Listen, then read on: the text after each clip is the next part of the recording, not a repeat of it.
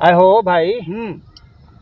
चुनाव के समय भर लोग चुनाव करेला, वोट देवेला, कहाँ कहाँ से अलवा। कोई दिल्ली से आयल, कोई पंजाब से आयल, कोई हरियाणा से आयल, कोई बंगाल से आयल, कोई उड़ीसा से आयल, और मतलब देश के जहाँ जहाँ अपन बिहार के लोग रहत रहे सभे आ गए।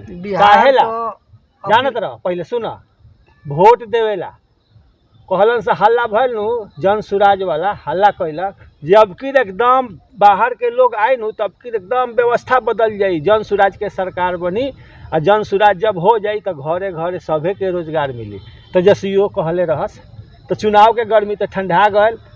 का भल सुनल देखला? अब की तो रिकॉर्ड बीच चुनाव भल है। बिहार के जनता ही देखा दिलक ह जे यहाँ काम के राजनीति होई, जात के राजनीति नहीं होई। हाँ, अरे ढेर लड़का अलन सा कौन सा कि अरे अब की तो हमनी के एकदम बदल दे, अब की जन सुराज आई, जन सुराज वोट कटवा रलक है। ऊ तो वोट कटवा रलक भल मुठ के ऊ काम करे वाला रलक हौ, खाली पैसा छीटत। तो गर्मी लोग के ठंडा गल, समझला। आ फिर उहे जौन हमनी के अनुमान लगेले रही कि फिर सत्ता में कौन आई? बीजेपी आई, एनडीए आई। एनडीए अलवा कि नहीं अलवा? हाँ, आ गल बा। तो खुशी के बात बा, एनडीए तो आ गल।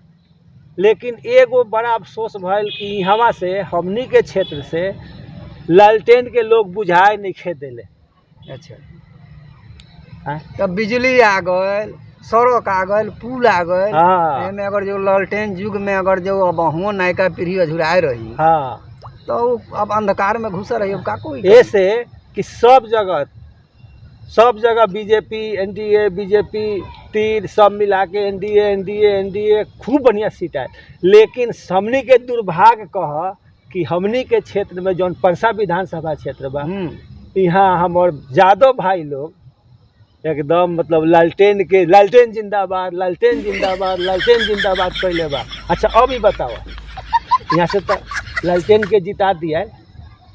हाँ। सरकार तो ओकर बनल ने, तो ई सौभाग्य कहल जाए कि दुर्भाग्य कहल जाए? हमनी के क्षेत्र के तो दुर्भाग्य कहल जाए।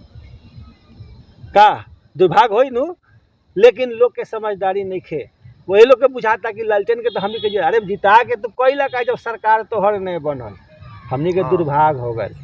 अगर जो जीतल रही तो एगो रही जे हाँ जी, हाँ सरकार बनल बा। हाँ, तेजस्वी भैया के सरकार बन गए, तेजस्वी भैया मुख्यमंत्री बन गए। हाँ। लेकिन सब दुर्भाग्य होबा हमनी के क्षेत्र के विकास अब होई कि नहीं होई? नहीं ऐसा बात नहीं खे, वो जीतो चाहे हारो ऐसा बात नहीं खे। विकास तो होबे करी, लेकिन हाँ कुछ तकलीफ हो जाला, आदमी के तकलीफ हो जाला। ऐसे कि अब हमनी के जानत रह सब, अगर जैसे बाप के अपन सहोदर जौन बेटा होला ओकरा के पहले देखल जाला, बाप के ध्यान रहला।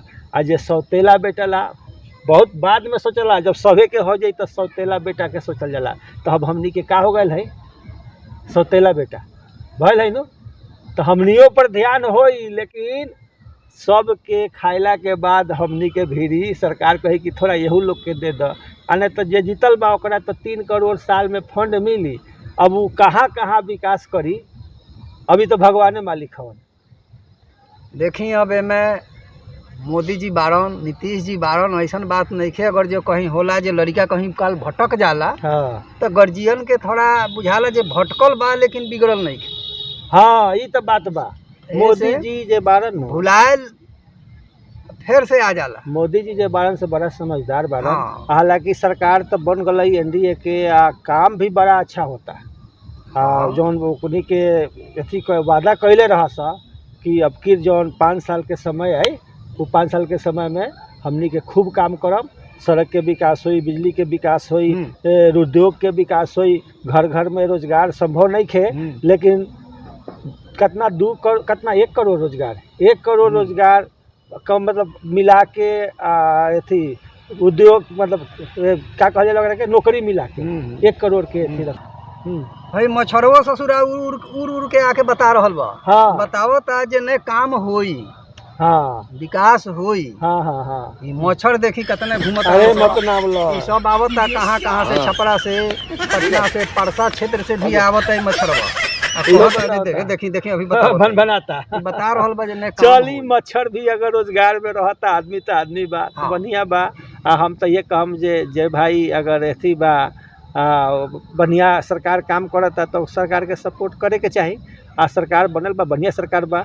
व्यवस्था भी ठीक हो जाई यहाँ जहाँ तक सब अनुमान ठीक बा। हो जाए धीरे धीरे। रउआ लोगन के का राय बा? रउआ लोगन ये वीडियो के देख के बताएं लोगन। प्रणाम, नमस्कार, धन्यवाद। नमस्कार।